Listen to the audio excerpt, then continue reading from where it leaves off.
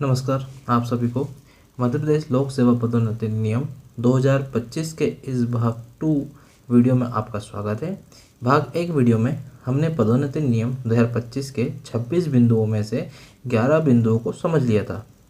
उनमें हमने पदोन्नति में आरक्षण कैसे दिया जाएगा और द्वितीय, तृतीय, चतुर्थ श्रेणी के कर्मचारियों को पदोन्नति प्रक्रिया वरिष्ठता सह उपयुक्तता मतलब कि सीनियरिटी कम सूटेबिलिटी को समझा था।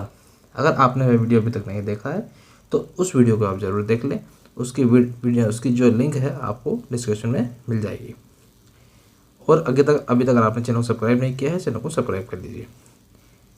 देखिए, इसमें हमने 26 में से जो ये सेकंड पार्ट है वीडियो का, 26 में से हमने इसमें 11 पॉइंट को समझ लिया था और उसके अंदर हमने देखा था वरिष्ठता से उपयुक्तता के आधार पर पदोन्नति। अब हम देखेंगे इसमें जो 12th नंबर का जो पॉइंट है वह देखेंगे। इसके अंदर योग्यता सह वरिष्ठता के आधार पर पदोन्नति मतलब कि मेरिट कम सीनियरिटी। इसका पहला पॉइंट है अनुसूचित जनजाति प्रवर्ग की रिक्तियों की गणना। अनुसूचित जनजाति प्रवर्ग के लिए उपलब्ध रिक्तियां नियम 5 के उपनियम 1 के अनुसार अनुसूचित जनजाति प्रवर्ग के लिए आरक्षित रखे जाने वाली पद संख्या में से जितने पद उस संवर्ग में पूर्व से अनुसूचित जनजाति प्रवर्ग के लोक सेवकों से पदोन्नति द्वारा भरे हैं को घटाकर प्राप्त पद संख्या होगी। इसका मतलब ये है कि जो अनुसूचित जनजाति प्रवर्ग की रिक्तियों की गणना ऐसे होगी कि जैसे कि नियम 5 में बताया गया है कि अनुसूचित जनजाति के लिए 20% आरक्षण दिया गया है। तो जो वर्तमान में विद्यमान पद है उसमें जो ऑलरेडी जो लोक सेवक पदोन्नत हैं उनको जो 20% जो है रिजर्वेशन उसमें से वर्तमान में पदोन्नत को माइनस करने के बाद जो रिक्तियाँ प्राप्त होती है उतनी जो है रिक्तियाँ अनुसूचित जनजाति प्रवर्ग की होगी। उसी प्रकार से जो दूसरा पॉइंट है अनुसूचित जाति प्रवर्ग की रिक्तियों की गणना। अनुसूचित जाति प्रवर्ग के लिए उपलब्ध रिक्तियां नियम 5 के उपनियम 2 के अनुसार अनुसूचित जाति प्रवर्ग के लिए आरक्षित रखे जाने वाली पद संख्या में से जितने पद उस संवर्ग में पूर्व से अनुसूचित जाति प्रवर्ग के लोक सेवकों से पदोन्नत द्वारा भरे हैं वो हटाकर प्राप्त होगी। इसका मतलब ये है कि जो नियम 5 में अनुसूचित जाति को जो 16% आरक्षण दिया हुआ है तो जितने पद अभी वर्तमान में जितने लोक सेवक विद्यमान में पदस्थ हैं उसको माइनस कर दिया जाएगा 16% में से। 16% के हिसाब से जितना पद होता है उसको वर्तमान में विद्यमान जो लोक सेवक जो कार्यरत है उसमें से माइनस करने के बाद जो संख्या आती है वह जो है अनुसूचित जाति प्रवर्ग की रिक्तियों की गणना की होगी। अनारक्षित रिक्तियों की गणना। अनारक्षित रिक्तियां संवर्ग में पदोन्नति से भरे जाने वाली कुल रिक्तियों में से नियम 11 के उपनियम 1 एवं 2 में गणना किए गए पदों की संख्या घटाकर प्राप्त शेष पद संख्या होगी। इसका मतलब ये हुआ कि जो अनारक्षित रिक्तियों की गणना होगी वह भरे जाने वाले कुल पदों में से अनुसूचित जनजाति के भरे जाने वाले पद माइनस अनुसूचित जाति के भरे जाने वाले पद से जो शेष बचती है वह जो है अनारक्षित रिक्तियों की गणना होगी। इसको उदाहरण के रूप में अपन समझते हैं। जैसे कि मान लीजिए यहाँ पर 3 पॉइंट हो गए हैं अपने, पहला, दूसरा और तीसरा। मतलब अनुसूचित जनजाति में कितनी रिक्तियाँ होंगी, अनुसूचित जाति में कितनी रिक्तियाँ होंगी और अनारक्षित में कितनी रिक्तियाँ होंगी। मान लीजिए किसी संवर्ग में, संवर्ग का मतलब ये हुआ कि कोई भी पद, ठीक है। जैसे कि मान लो पटवारी है, मान लो पटवारी के लिए मान लो अपन पदोन्नति करना चाहते हैं तो मान लीजिए किसी संवर्ग में कुल पद संख्या 25 है, ठीक है, जिसमें नियम 5 अनुसार अनुसूचित जनजाति वर्ग के 5 पद आरक्षित हैं। 5 पद हो गए आपके अनुसूचित जनजाति के मतलब के 20%, ठीक है, एवं अनुसूचित जाति वर्ग के 4 पद आरक्षित हो गए। अनुसूचित जाति का 16% के हिसाब से 4 पद आरक्षित हो गए। उस संवर्ग में पूर्व से अनुसूचित जनजाति वर्ग के 2 लोक सेवक एवं अनुसूचित जाति वर्ग के 2 लोक सेवक कार्यरत हैं। मतलब 2-2 उसमें पहले से कार्यरत है और उस संवर्ग में कुल 11 पद रिक्त हैं, ठीक है। मतलब 11 पद रिक्त हैं, मतलब 11 पर प्रमोशन होना है। तो ऐसी स्थिति में जो अनुसूचित जनजाति प्रवर्ग के लिए आरक्षित रिक्तियों की संख्या जो होगी, क्योंकि अनुसूचित जनजाति के लिए 5 पदों पर पदोन्नत होना है रिजर्वेशन के हिसाब से, लेकिन ऑलरेडी उसमें 2 लोक सेवक पदस्थ हैं, तो 5 - 2 = 3, मतलब 3 होगी रिक्तियों की संख्या। और उसी प्रकार से अनुसूचित जाति वर्ग के लिए आरक्षित रिक्तियों की संख्या 4 - 2 = 2 होगी। क्यों? क्योंकि 16% के हिसाब से 4 लोगों की जो है 4 लोक सेवकों की पदोन्नति होना है, लेकिन 2 उसमें पहले से विद्यमान है, तो 4 - 2 = 2। उसी प्रकार अनारक्षित रिक्तियों की संख्या होगी 11 - 3 - 2 = 6। क्यों? क्योंकि 11 लोग की टोटल जो है पदोन्नति होना है, इसमें से अनुसूचित जनजाति के -3 हो गए और अनुसूचित जाति के -2 हो गए, तो बराबर 6 जो है वह जाएंगे अनारक्षित वर्ग से। ठीक है, आई होप आपको वीडियो काफ़ी समझ में आ रहा होगा कि किस प्रकार से इसमें अपन को जो है पदोन्नत किया जाएगा। विचारण सूची, अगला पॉइंट है विचारण सूची। ऐसे लोक सेवक जिन्होंने भर्ती नियमों के अनुसार फीडर संवर्ग सेवा के भाग पद के वेतन में विहित अहकारी सेवा एवं भर्ती नियमों में उल्लेखित अन्य अर्हताएं पूरी कर ली हो कि वरिष्ठ क्रम में संयुक्त विचारण सूची बनाई जाएगी। विचारण क्षेत्र वर्ष की कुल उपलब्ध रिक्तियों का 2 गुना +4 होगा। विचारण सूची का मतलब यह है कि जिनके ऊपर विचार किया जाएगा, जिनकी जो है सभी प्रकार से जो उपयुक्त होंगे, जिन पर कोई अनुशासनात्मक कार्यवाही नहीं होगी और जिनकी CR जो है मिल जाएगी 5 सालों की, उनको जो है विचारण सूची में सम्मिलित किया जाएगा। मान लीजिए कि किसी संबंध में कुल रिक्तियाँ 5 हैं, किसी पद के लिए 5 रिक्तियाँ हैं, तो फिर जो विचारण सूची वो बनेगी 2 × 5 + 4। ठीक है, मतलब डबल कर देंगे और उसमें 4 जोड़ देंगे। इस प्रकार से 14 लोक सेवक विचारण सूची में सम्मिलित होंगे। आगे बात करते हैं लोक सेवकों के विचाराधीन अवधि के गोपनीय प्रतिवेदनों के वर्गीकरण को नियम 14 के उपनियम 5 के अनुसार अंकों में निर्धारित किया जाएगा। ठीक है, इसका मतलब यह है कि जो आपका नियम 11 है उसमें जो अंक होते हैं गोपनीय प्रतिवेदन के, आपको पता होगा कि जो अंक दिए जाते हैं का प्लस के लिए 4, का के लिए 3, ख के लिए 2, गा के लिए 1 और घा के लिए 0 अंक दिए जाता है। उस प्रकार से जो है गणना की जाएगी।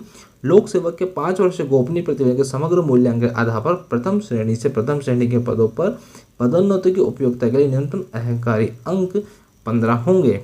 यदि संबंधित लोक सेवक के विचारण में लिए 5 वर्षीय गोपनीय प्रतिवेदन अंकों का समग्र योग विहित न्यूनतम अहंकारी अंकों से कम हो, तो विचारण सूची में सम्मिलित लोक सेवक चयन वर्ष में पदोन्नति के लिए उपयुक्त नहीं होगा। इसका मतलब यह है कि जो अपन बात कर रहे हैं योग्यता से वरिष्ठता के आधार पर पदोन्नति, यह जो है प्रथम श्रेणी से उच्च पद के लिए जो है पदोन्नत के लिए किया जाएगा।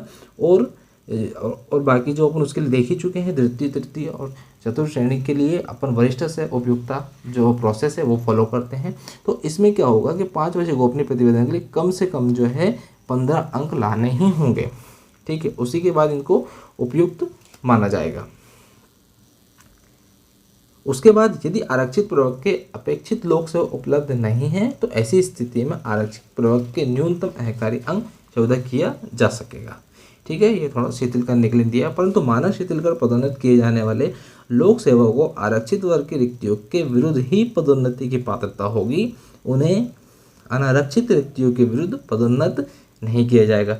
ये भी इसमें अपन को ध्यान रखना रहेगा। ठीक है, विभागीय पदोन्नति समिति विचारण सूची में सम्मिलित उपयुक्त लोक सेवकों की प्रशासनिक दक्षता का परस्पर तुलनात्मक मूल्यांकन करेगी।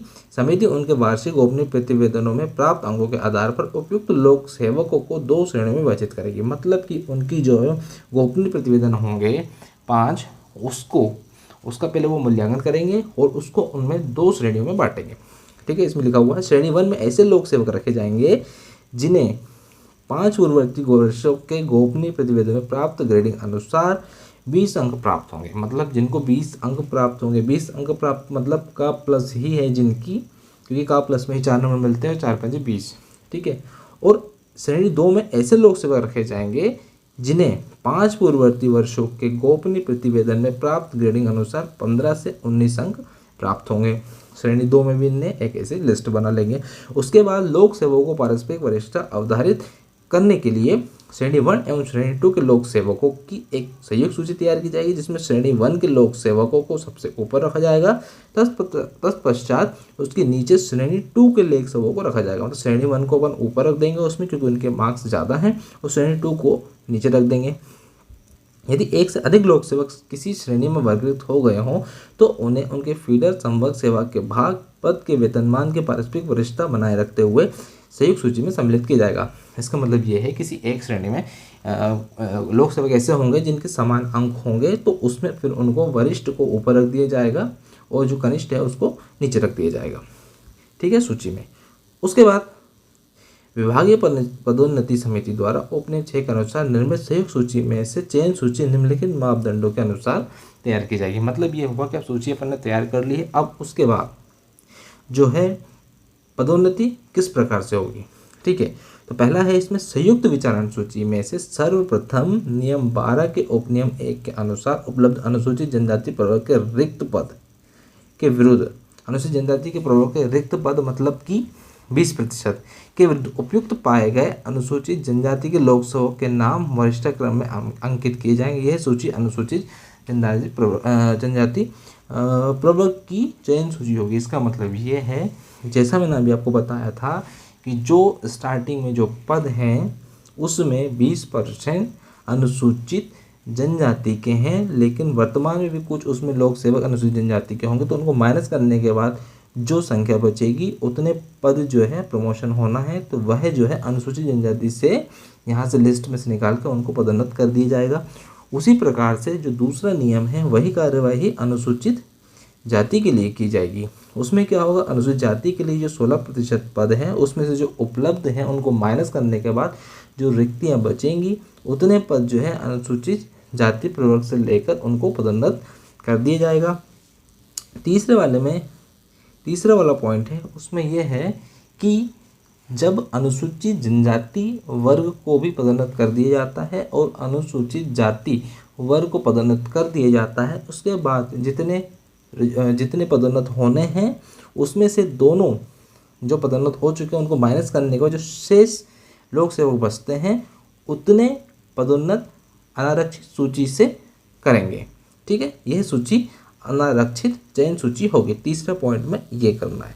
ठीक है, आई होप आपको समझ में आ गया होगा, क्योंकि मैंने पहले भी इसमें उदाहरण के रूप में आपको बताया है। अब है प्रतीक्षा सूची। प्रत्येक प्रवर्ग के लिए चयन वर्ष की अवधि में उद्भूत होने वाले रिक्तियों को भरने के लिए 2 लोक सेवकों अथवा संबंधित प्रवर्ग की चयन सूची में सम्मिलित लोक सेवकों की संख्या का 10% जो भी अधिक हो कि वरिष्ठता क्रम में प्रतीक्षा सूची बनाएंगे। ठीक है, मतलब इसके लिए जो है प्रतीक्षा सूची भी बनाई जाएगी। प्रतीक्षा सूची जो है हर वर्ग के लिए अलग होगी। अनुसूचित जाति के लिए अलग होगी, अनुसूचित जनजाति के लिए अलग होगी और अनारक्षित के लिए अलग होगी। और ये 2 लोक सेवक एक्स्ट्रा बनाएंगे या फिर उसका 10% जितने लोक सेवक जो है चयन सूची में हैं उसका जो भी अधिक होगा। यदि चयन वर्ष की अवधि में उद्भूत होने वाली रिक्ति नियम 12 के उपनियम 1 अथवा 2 की गणना के अनुसार आरक्षित रिक्ति है तो उसे संबंधित प्रवर्ग की प्रतिशत सूची से ही भरा जाएगा। परंतु नियम 12 के उपनियम 1 एवं 2 की गणना के अनुसार पद उपलब्ध नहीं होने की स्थिति में उपरोक्त रिक्ति को अनारक्षित प्रतीक्षा सूची से ही भरा जाएगा। इनका कहने का मतलब ये है कि जो अपन अलग अलग वर्ग के लिए बना रहे हैं, संवर्ग के लिए बना रहे हैं, तो उसको उसी संवर्ग से प्रतिपूर्ति की जाएगी। लेकिन जहाँ पर अनुसूचित जाति के लिए 16% और अनुसूचित जनजाति के लिए 20% पद ऑलरेडी भर चुके होंगे तो फिर उसको अनारक्षित प्रतीक्षा सूची से भरा जाएगा।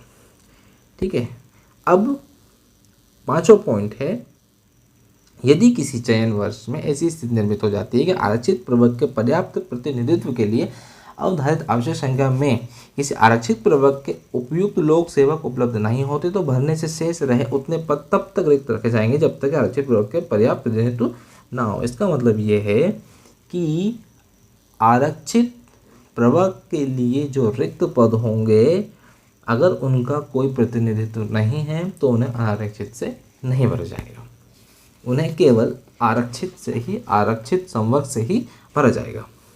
ठीक है, अब उसके बाद देखते हैं पॉइंट नंबर 8, उपनियम 7 के खंड 1, 2, 3 के आधार पर तैयार की गई चयन सूची में सम्मिलित लोक सेवक के पदोन्नति आदेश सक्षम अधिकारी द्वारा जारी किए जाएंगे।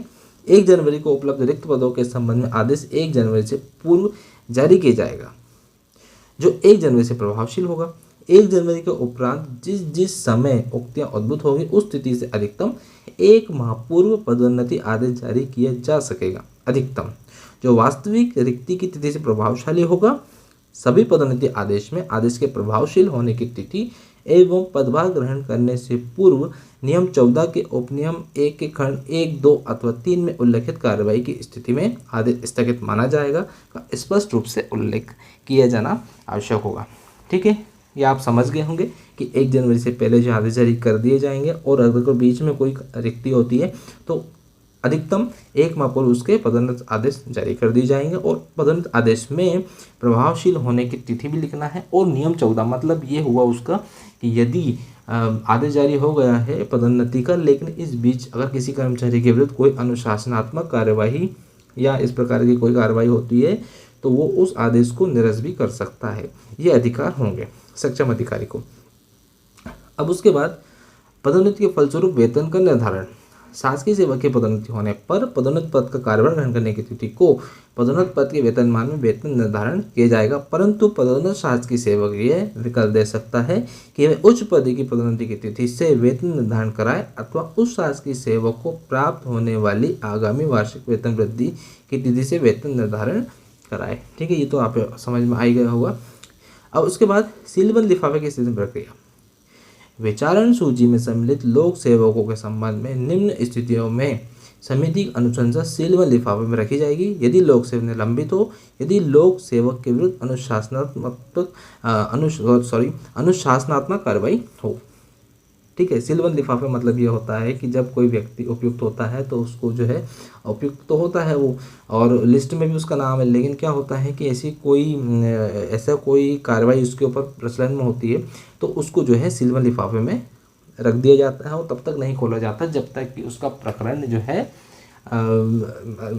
जो है उसमें फाइनली डिसीजन ना आ जाए कि वह जो है दोषी है या नहीं है। ठीक है, लेकिन फिर भी इसमें आगे पढ़ने के लिए एक और चीज़ ये है कि जिन लोक सेवकों के संबंध में समिति की अनुशंसा सीलबंद लिफाफे में रखी गई है तो उस रिक्ति को प्राविधिक आधार पर स्थापन रूप से भरा जाएगा। मतलब उसकी रिक्ति जो है उसकी जगह पे खाली नहीं रखा जाएगा, उस रिक्ति को भर दिया जाएगा। ठीक है, लेकिन जिन लोक सेवकों के संबंध में विभागीय पदोन्नति समिति की अनुशंसा सीलबंद लिफाफे रखी गई है, ऐसे मामलों में लोक सेवक को पूर्णतः दोषमुक्त कर दिया जाता है। ठीक है, एक स्थिति ऐसी बनेगी कि उसको दोषमुक्त कर दिया गया है तो जब उसका प्रभाव खत्म हो जाएगा, जब उसकी जो भी उसको दंड दिया जाएगा तो उसके बाद फिर जब अगली जो बैठक होगी उसमें उसका नाम को सम्मिलित किया जाएगा और उसको साथ में जो है जो पुरानी जो उसकी वरिष्ठता है वही दी जाएगी। हालांकि इसमें एक और चीज़ लिखी हुई है कि जिस दिनांक की स्थिति में विभागीय पदोन्नति समिति का अनुशंसा सीलबंद लिफाफे में रखी गई थी के संदर्भ में उससे ठीक नीचे के कनिष्ठ लोक सेवक की पदोन्नति की तिथि से निर्धारित की जाएगी, जस्ट उसके जो कनिष्ठ है। ऐसे मामलों में लोक सेवक को संवर्ग के रिक्त पद के विरुद्ध समायोजित किया जाएगा। यदि कोई रिक्त पद उपलब्ध नहीं है, मान लीजिए कि सब भर गए हैं और बाद में उसको दोषमुक्त किया गया, तो प्राविधिक आधार पर स्थापन रूप से कार्य करने वाले सबसे बाद में पदोन्नत किए गए व्यक्ति को पदोन्नत कर उस पद के विरुद्ध पदोन्नत किया जा सकेगा।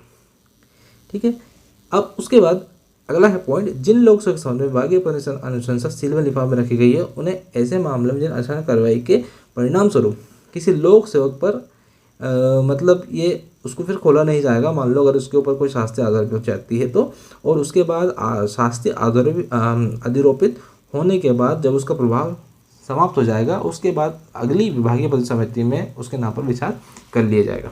ठीक है, ये अपन तो बात कर ही चुके हैं। अब उसके बाद श्रेणी उन्नयन की स्थिति में प्रक्रिया।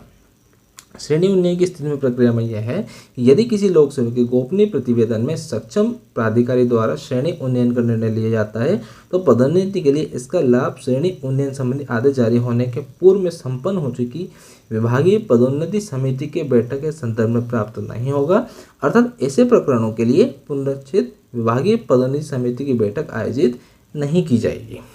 ठीक है, उसका जो है अगली बैठक में ही विचार किया जाएगा, अलग से जो है पुनरीक्षित विभागीय पदोन्नति समिति की बैठक नहीं किया जाएगा।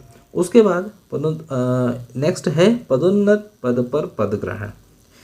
पदोन्नति आदेश के प्रभावशील होने के दिनांक से पदोन्नत शासकीय सेवक द्वारा पदभार ग्रहण किया जाएगा। ऐसे मामलों में जहाँ किसी लोक सेवक द्वारा पदोन्नत पद पर 2 माह के अवधि पदभार ग्रहण नहीं किया जाता है तो उसके विरुद्ध मध्य प्रदेश सिविल सेवा के अंतर्गत अनुशासनात्मक कार्रवाई की जाएगी। इसका मतलब ये हुआ कि आपको 2 महीने का समय दिया जाएगा इसके अंदर पदोन्नत होने के बाद, और उसको 2 महीने का समय दिया जाएगा। 2 महीने के अंदर उसको जो है ज्वाइन करना है, और अगर नहीं करता है तो उसके खिलाफ कार्रवाई हो सकती है। यदि कोई उपयुक्त कारण है तो ठीक है, नहीं तो फिर जो है उस पर कार्रवाई भी इसमें हो सकती है। पदभार ग्रहण करने की कार्रवाई की स्थिति में प्रक्रिया। विभागीय पदोन्नति समिति की बैठक में उपयोग पाए जाने के पश्चात परंतु पदभार ग्रहण करने के पूर्व यदि किसी लोक सेवक के विरुद्ध नियम 14 के उपनियम के तहत, मतलब ये हो जाता है, मैं कहने का मतलब ये है कि जो पदोन्नति के आदेश जारी हो चुके हैं या नहीं हुए हैं, ठीक है, लेकिन बाद में देखा जाता है कि उसके खिलाफ कोई कार्रवाई हुई है तो वह जो है आदेश जो है निरस्त भी किया जा सकता है ना। ये उल्लेख जो है उसके अंदर भी रहेगा, पदोन्नति आदेश जो रहेगा उसके अंदर भी रहेगा। उसके बाद पदोन्नति के लिए विचार नहीं किए जाने हेतु विकल्प, ठीक है। अब ये बहुत इंपॉर्टेंट पॉइंट है, बिकॉज ऐसी सिचुएशन बहुत सारे लोगों के साथ हो चुकी है जिनको अब कोई लाभ नहीं मिलना है, जो परेशान नहीं होना चाहते, रिटायरमेंट में काफ़ी समय नज़दीक है। कोई लोक सेवक उच्चतर संवर्ग सेवा के भाग पदोन्नत पर पदोन्नति के लिए विचार नहीं किए जाने के संबंध में संबंधित चयन वर्ष की 31 अगस्त तक यह विकल्प दे सकेगा कि वह पदोन्नति नहीं चाहता है। ऐसे लोक सेवक का नाम अगर उपरोक्त अनुसार किसी चयन वर्ष की विचारण सूची में शामिल है तो उसे विकल्प के कारण विचारण सूची से हटाया जाएगा। इसका मतलब यह है कि कोई लोक सेवक चाहता है कि उसको जो प्रमोशन नहीं चाहिए तो वह 31 अगस्त तक अपना विकल्प दे सकता है, लेकिन परंतु ऐसे लोक सेवकों को आगामी पदोन्नति तक समयमान वेतन की पात्रता नहीं होगी। मतलब उनको जो समयमान है वह नहीं मिलेगा। कब तक? जब तक उनकी अगली पदोन्नति ना हो जाए। प्रतीक्षा सूची से रिक्तियों का भरा जाना।